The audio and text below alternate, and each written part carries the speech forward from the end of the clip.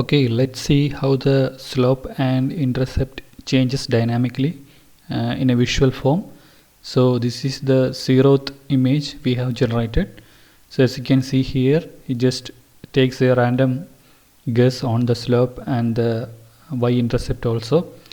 So now I will swipe the images towards the end. So as you can see here, so the slope and y-intercepts are changing slightly. So the graph gets closer and closer, or the line approximation gets closer to the scattered data points we have. So as you can see here, now it's more of like the slope is changing.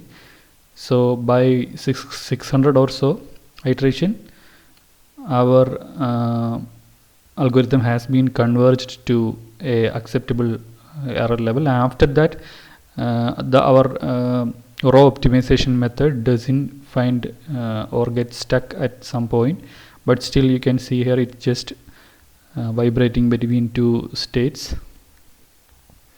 So we can visually see what is happening inside.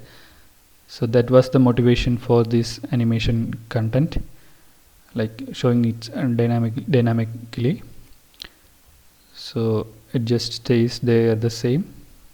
So this is what is happening internally. We just used a raw optimization by hand, or written by hand, but advanced optimization methods would be able to tackle such problems like local minima.